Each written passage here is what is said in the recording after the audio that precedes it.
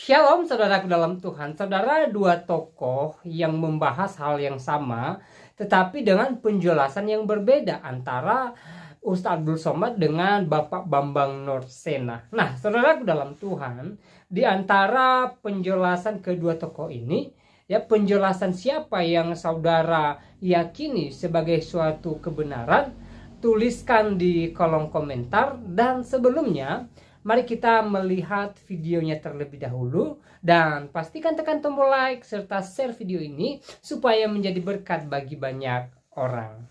Maktuban, katanya Nabi Muhammad itu ada maktub tertulis fit Taurat, di dalam Taurat. Ini silap-silap kita nanti diuji orang. Kata kitab kalian ada nama Muhammad itu tertulis. Ya, nih buka aja. Buka dari awal sampai akhir. Mana? Bukalah dari awal sampai akhir. Tak ada nama Muhammad di situ. Nengoknya dari bawah. Kata-katanya manis semata-mata. Segala sesuatu padanya menarik. Demikianlah kekasihku, demikianlah temanku. Hai putra-putri Yerusalem. Ini ucapan Musa. Musa bercerita bahwa akan ada nanti Nabi terakhir, orangnya kata-katanya manis, segala sesuatu padanya menarik. Demikianlah kekasihku, demikianlah temanku. Dia kekasihku, dia temanku. Hai putra putri Yerusalem. Inggrisnya, his voice and speech are exceedingly sweet. Yes, he is altogether lovely. Sayin illallah wa kun masikian.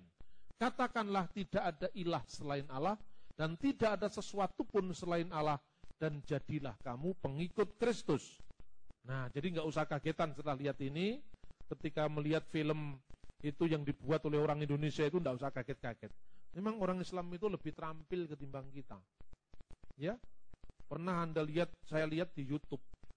Itu mereka bikin bahwa ternyata adalah the prophecy of Muhammad in the book of Song of Song.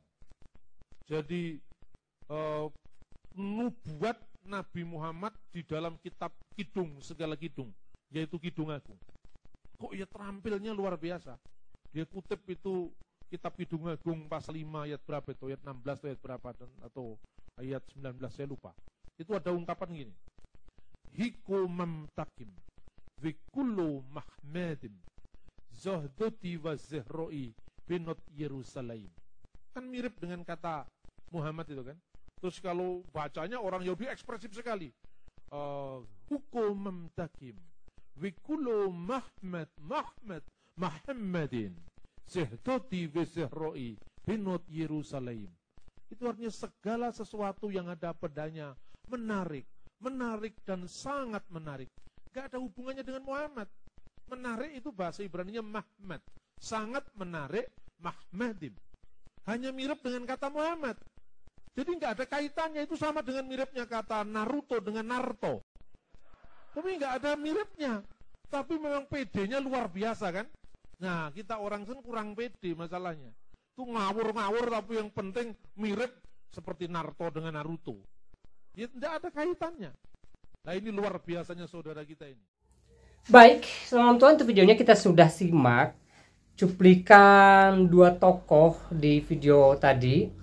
Yang pertama ada Ustadz Abdul Somad atau video Ustadz Abdul Somad ketika dia mengatakan bahwa di dalam kitab Kidung Agung Alkitab dinubuatkan tentang nabinya dia, yaitu Nabi Muhammad. Nah, saudara Tuhan, di video kedua tadi ada cuplikan video Bapak Bambang Nursena yang menjelaskan bahwa tidak ada nama Nabi Muhammad dinubuatkan di dalam kitab Kidung Agung. Itu hanya mirip tetapi tidak sama. Beliau ambil contoh seperti nama Naruto dengan Naruto, mirip tapi berbeda, saudaraku dalam Tuhan.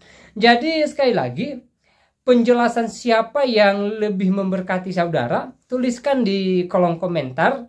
Dan saudara dalam Tuhan, kalau saya secara pribadi, saya lebih setuju dengan apa yang disampaikan oleh Bapak Bambang Nursena, bahwa nama Nabi Muhammad tidak ada di dalam Alkitab. Kalaupun ada Mahmadim, bukan berarti itu nama Muhammad, saudaraku dalam Tuhan, ya. Jadi sangat tidak tepat ketika Ustadz Abdul Somad mengklaim bahwa ayat yang dia kutip di dalam Kidung Agung tadi merupakan nubuat tentang Nabi Muhammad. Itu sangat tidak tepat sekali. Ya, saudara dalam Tuhan, kalau saudara baca Kejadian sampai Wahyu, ya, satu kata pun, satu kalimat pun saudara tidak menemukan tentang nama Nabi Muhammad atau nubuat tentang Nabi Muhammad. Ya, yang dinubuatkan di dalam Perjanjian Lama itu adalah tentang Yesus Kristus, tentang kedatangan Yesus di dunia ini, tentang penyelamatan yang Yesus lakukan ketika dia datang ke dunia ini melalui jalan salib, di mana Yesus akan mengalami penyaliban dan di hari yang ketiga dia bangkit dari antara orang mati. Untuk apa? Untuk menebus orang-orang yang percaya kepadanya. Itulah yang dinubuatkan di dalam Perjanjian Lama, termasuk di dalam kitab Kidung Agung yang mereka bahas tadi. Ya. Kata Mahmadin di sana tidak merujuk kepada Nabi Muhammad, saudara dalam Tuhan. Sudah dijelaskan oleh Bapak Bambang Nursena di video tadi.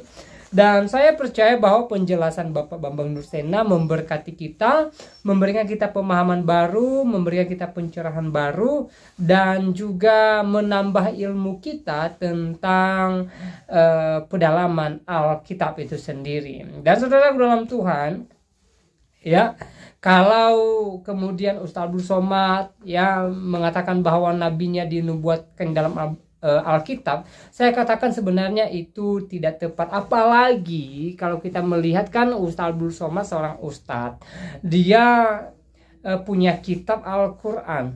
Ya, pastinya dia tidak percaya kepada Alkitab. Dia tidak percaya bahwa Alkitab adalah firman Tuhan. Lalu dia mengutip ayat Alkitab. Kan ini tidak nyambung. Kalau kemudian dia seorang Kristen lalu mengutip ayat Alkitab karena dia percaya bahwa Alkitab adalah firman Tuhan, itu sah-sah saja saudara dalam Tuhan. Tapi kan masalahnya Ustadz Abdul Somad ini tidak percaya dengan Alkitab sebagai firman Tuhan.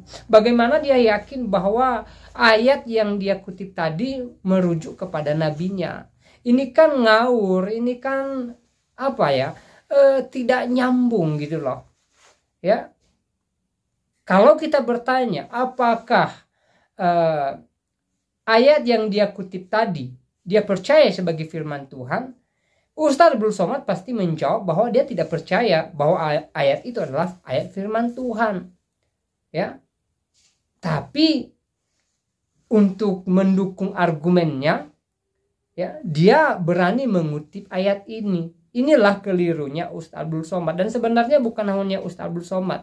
Di video saya sebelum ini sudah bisa melihat ya, ada juga Ustadz Irene Handono yang juga mengatakan hal yang sama, bahwa di dalam Alkitab itu ya ada nubuat tentang nabi mereka. Ya, bahkan Ustadz Kainama juga pernah mengatakan hal yang sama, bahwa di dalam Alkitab ada nubuat Nabi Muhammad, saudaraku dalam Tuhan. Ya, jadi sekali lagi saya jelaskan bahwa itu merupakan kekeliruan mereka. Itu merupakan klaim semata, klaim yang tidak ada dasarnya gitu loh. Ya, jadi harapan kita kepada Ustadz Abdul Somad dan juga ustadz-ustadz yang mengatakan bahwa nabinya dinubuatkan di Alkitab, berhentilah mengatakan hal itu. Harusnya kalian malu, karena kalian itu bukan Kristen, kalian itu tidak percaya Alkitab sebagai firman Tuhan. Harusnya kalian malu mengutip ayat Alkitab, gitu loh. Harusnya kalian tidak mengutip ayat Alkitab, ya. Bagaimana kalian mengutip ayat Alkitab yang jelas-jelas kalian tidak percaya sebagai firman Tuhan, gitu loh. Ya, sama halnya ketika ada satu buku, jadi buku ini saya baca, tetapi saya tidak percaya dengan apa yang ditulis dalam buku ini. Tetapi untuk mendukung argumen saya mengutip isi daripada buku ini. Kan ini konyol, saudaraku dalam Tuhan. Ya, jadi sekali lagi berhentilah mengatakan bahwa nabi kalian ada di Alkitab. Ya, Lebih baik kalian fokus membahas kitab kalian. Lebih baik kalian fokus membahas nabi kalian menurut apa yang ditulis dalam kitab kalian. Itu lebih baik dan lebih memberkati daripada kalian copot-copot ayat Alkitab. Nah, saudara dalam Tuhan, demikian dari saya. Dan selanjutnya silahkan tulis tanggapan saudara di kolom komentar. Tuliskan tanggapan yang baik, yang positif, terutama tanggapan yang muliakan Tuhan. Dan kiranya Tuhan Yesus memberkati kita semua. Shalom.